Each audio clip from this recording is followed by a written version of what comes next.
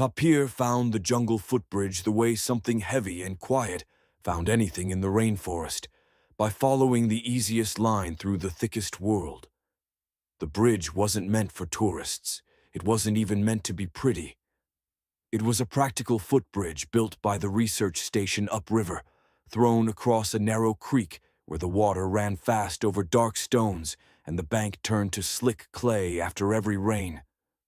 2 cables, a simple handrail, and a run of thick wooden planks bolted to beams, just enough to keep people from wading and soaking their boots during supply runs. But the jungle didn't care what something was meant for. It cared what worked. In the lowland forest around Station Loma Verde, rain was a schedule you learned to stop arguing with. It fell in sudden sheets at noon. It dripped all night from leaves bigger than dinner plates. It made everything smell like wet bark and sweet rot. It also made every surface in the world either wet or about to be wet. So the footbridge planks stayed wet, not just damp. Wet in a way that never fully disappeared. Darkened wood, beaded with water, slick with algae at the edges where shade never lifted. Even on a dry morning, the planks felt cool and slightly greasy under a boot sole. Elena Sato knew that bridge too well. She was the station's logistics lead, which meant she moved supplies and people between buildings, kept track of fuel and batteries, and managed the small daily risks that could ruin a month-long research season. Infections from cuts, equipment shorting in humidity, someone slipping with a crate of sensor gear and cracking something expensive. The bridge was on her mental list of places where people get hurt. So when the junior field assistant, Marlin, came in from the trail with wide eyes and said, "There's a tapir on the bridge," Elena didn't laugh.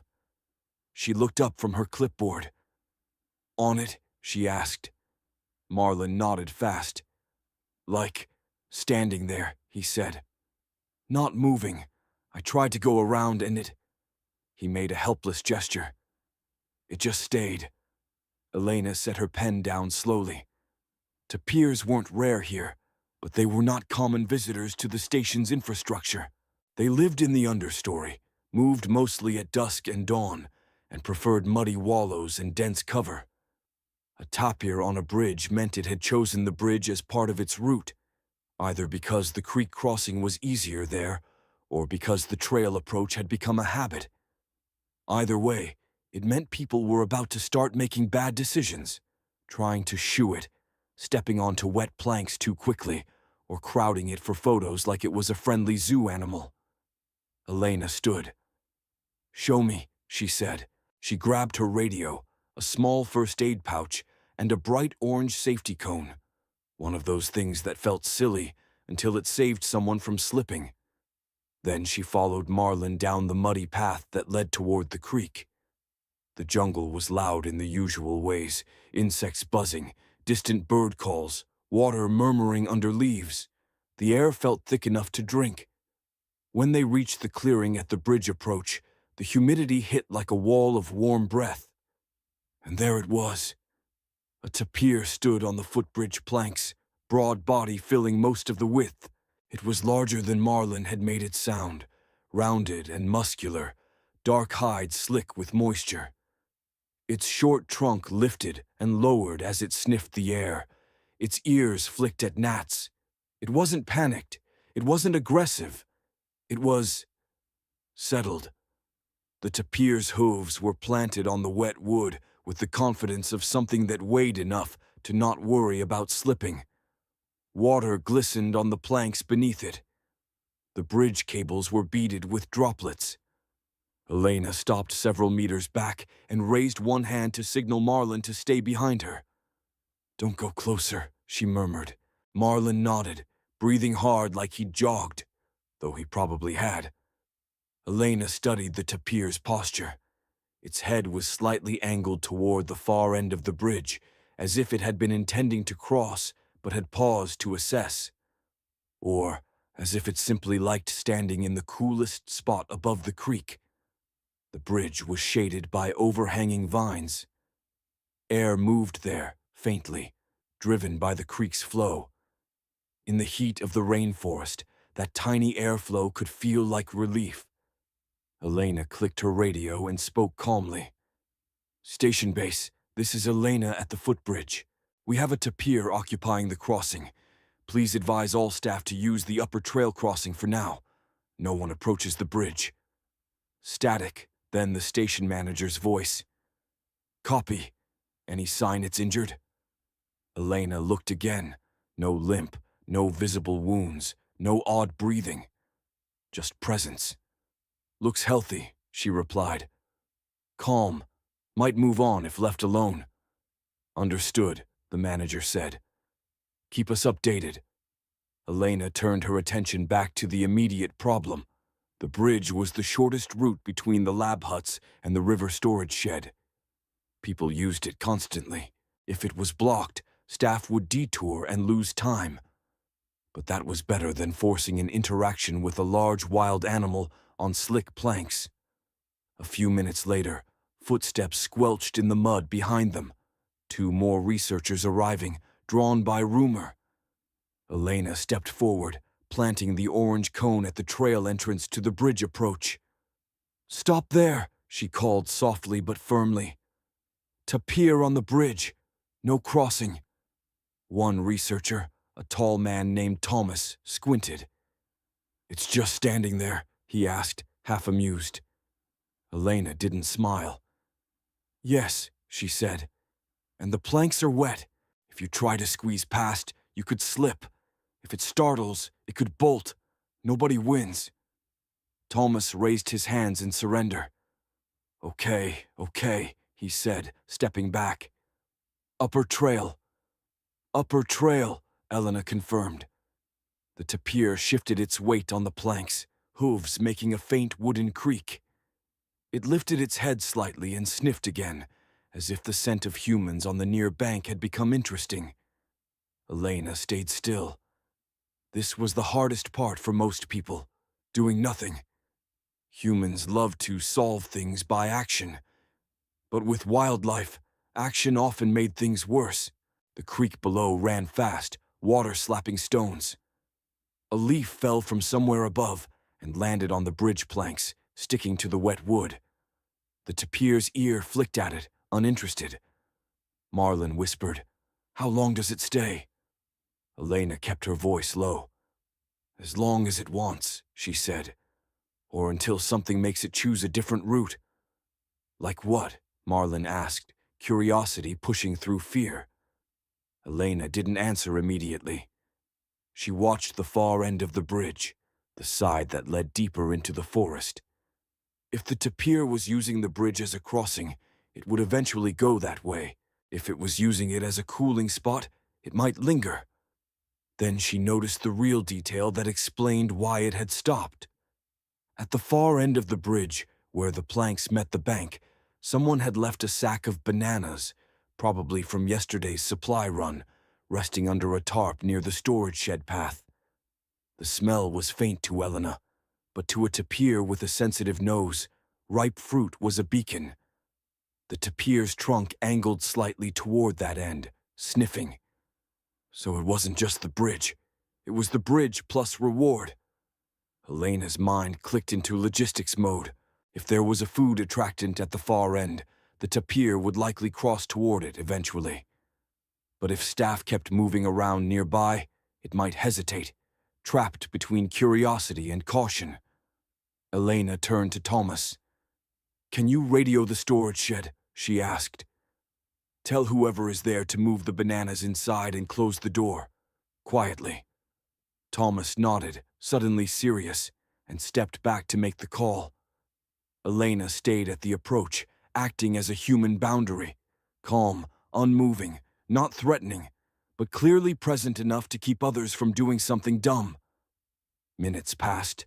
The air felt heavier. The planks stayed wet, shining faintly even in shade. Elena could see how easy it would be for a hurried person to step onto that bridge, see the tapir late, and slip while trying to stop. She wished, briefly, that the station had used gridded decking or wire mesh instead of smooth wood. But wood was what they had. Wood was cheap, Wood was quiet. Wood also stayed wet forever. At last, the tapir made its decision. It took one slow step forward, then another. The bridge creaked softly under its weight. Water droplets shook from the cable, its hooves placed carefully, not slipping, as if it had done this before, crossing logs, roots, muddy banks. Wet planks were nothing to it. Elena felt a quiet relief, but she didn't move yet. The moment people saw it leaving, they'd surge forward. That was when accidents happened. The tapir reached the middle of the bridge and paused, trunk lifting, sniffing the air again, as if checking whether the humans were following. Elena stayed still, hands relaxed at her sides. After a few seconds, the tapir continued, crossing the rest of the way and stepping off onto the far bank. It vanished into the dense green almost immediately, swallowed by ferns and hanging vines. Only then did Elena exhale. Marlin whispered, "It just disappeared." Elena nodded. "That's the jungle," she said. "Big things vanish fast." She walked forward to the bridge edge and inspected the planks where the tapir had stood. The wood was darker there, wetter from its dripping hide. A faint, muddy smear marked the boards. She stepped onto the first plank cautiously, testing traction. It was slick. Her boot slid a fraction. Elena stepped back off immediately. The tapir hadn't slipped because it had 4 broad hooves and a low center of gravity. Humans had 2 narrow feet and impatience. She looked at the bridge again, at the glossy wet boards, and realized the real lesson. The bridge wasn't just a crossing.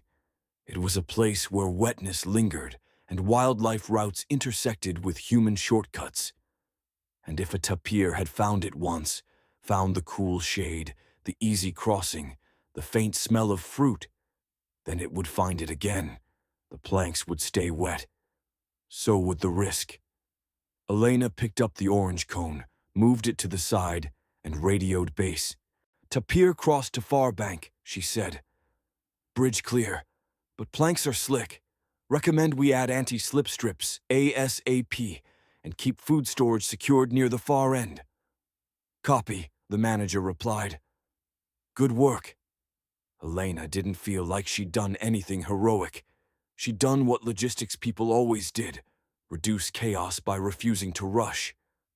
Still, as she walked back up the muddy trail, she found herself glancing toward the bridge one more time, half expecting the tapir to reappear, owning the crossing again. Because in the rainforest, if something finds a good path, it tends to keep using it, and everything, always, stays wet. By the next afternoon, Elena had a new sign taped to the station's notice board and a new worry in her head. The sign was simple and practical. Footbridge. Use upper crossing until further notice. Wet planks plus wildlife route. The worry was less simple. Because the tapir hadn't just wandered onto the bridge yesterday, it had behaved like the bridge was part of its map, and maps in the jungle didn't change quickly. Trails were memory. Crossings were habit. If the bridge was an easy line through thick forest, the tapir would keep using it, especially now that it had learned humans would back off. Elena didn't blame the tapir. She blamed incentives, fruit smell, cool shade, and a wooden surface that stayed wet enough to hold scent. This morning had been quiet. No tapir. People used the upper trail crossing, grumbling about the extra distance but obeying the sign. Elena felt cautiously satisfied. Then the rain came, hard and sudden at midday, turning the path to soup and making the creek roar louder. When the rain stopped, everything dripped and steamed. The forest smelled sweeter, like wet leaves releasing sugar. Elena was in the storage shed counting batteries when Marlin returned again, breathless and damp, eyes wide like a kid who'd seen a secret. "It's back," he said. Elena didn't ask what. She just grabbed her radio, the cone, and, this time, a roll of rough anti-slip tape she'd found in the maintenance locker. It wasn't enough for the whole bridge, but it was something. They reached the approach and saw the bridge immediately. The tapir was there again, this time not in the middle, but at the near end, standing with its front hooves on the first plank and its back hooves still in the mud. It looked like it was deciding whether to commit. Its hide was darker than yesterday, soaked from the rain. Water dripped from its belly and ran down its legs. Every drip hit the planks and made them shine even more. The planks stayed wet because the jungle didn't give them a chance to dry, and now the tapir was making them wetter. Elena halted the small group behind her. 2 researchers had followed again, drawn by the sighting. One of them, Nadia, a botanist with more bravery than sense, raised her phone. Elena lifted a hand. "No crowding," she said. "Stay back." Nadia rolled her eyes slightly but stayed put. "It's just a tapir," she whispered. Elena kept her gaze on the animal. "It's a large wild animal on slick wood," she replied evenly. "That's enough." The tapir sniffed the air, trunk curling slightly. It looked calm, but its weight shifted back and forth, uncertain. This wasn't the confident, "I own this bridge" posture from yesterday. This was hesitation. Elena understood why immediately. The creek was louder today, the water higher, and the bridge cables were vibrating faintly from the current's rumble. The whole crossing felt more alive. Animals noticed things like that. And the planks, already slick, were now coated with a thin film of mud from the tapir's hooves. Elena's stomach tightened. A nervous tapir on a narrow bridge was not a small problem. If it bolted backward, it could slam into the approach rail. If it bolted forward, it could slip and panic mid-bridge. And if humans startled it at the wrong time, the whole situation could turn chaotic fast. She spoke into the radio. "Base, Tapir is on the near end of the footbridge, hesitating," she said. "High water, slick planks. I'm holding people back. Can you confirm no one is coming from the far side?" "Static, then." "Far side is clear," the manager replied. "We'll keep it that way." Elena nodded to herself. Good. A person appearing from the far end could trap the tapir in the middle, the worst scenario. Now Elena had to do the one thing people hated. Wait. She set the cone at the trail entrance again, farther back this time, and asked Marlin to stand there to keep anyone else from approaching. Then she did something that felt almost silly in a rainforest, but mattered. She lowered the noise. "Everyone," she said quietly. "No talking, no movement. Just stand." Nadia looked offended, but she obeyed. The tapir flicked an ear, then lifted one front hoof and set it down farther onto the plank. It tested traction like a person testing ice. The hoof slid a fraction. The tapir froze. Elena's chest tightened. "Okay," she murmured, barely audible. The tapir shifted its weight back, reconsidering. Its trunk swung low, sniffing the wood. It lifted its head and looked into the forest on the far side of the creek, dense green that promised safety. Then, slowly, it committed again. One careful step, then another. It moved forward with exaggerated caution, placing each hoof like it was trying to remember where friction lived. The bridge creaked softly. Elena didn't move. She didn't even adjust her stance. She let the tapir own the crossing because ownership was safer than confrontation. Halfway across, the tapir paused again. This time Elena saw why. A slick patch near the center where algae had formed a faint green sheen. The tapir's hooves hovered, searching. Elena looked at her roll of anti-slip tape and felt frustration. If she could reach that spot, she could stick a strip down and reduce risk instantly. But stepping onto the bridge now would be a human interference that could spook the tapir. So she did nothing. The tapir lowered a hoof onto the algae patch, slid slightly, then recovered by shifting its weight low. It didn't panic. It simply adjusted, then took the next step with more care. Elena's breath eased. The animal was solving it on its own. Finally, the tapir reached the far end and stepped off into the forest.